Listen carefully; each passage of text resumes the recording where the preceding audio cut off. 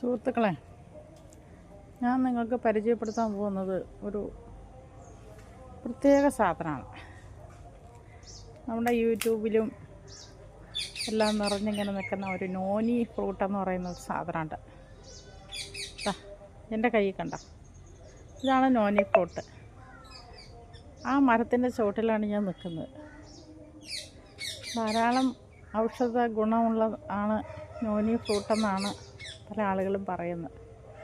ഗൂഗിളിൽ വെച്ച് അത് പഠിച്ചപ്പോൾ മറ്റ് ആഫ്രിക്കൻ രാജ്യങ്ങളിലൊക്കെ അതിൽ നിന്ന് മദ്യം ഉൾപ്പെടെ ധാരാളം സാധനങ്ങൾ ഉണ്ടാക്കുന്നുണ്ട്.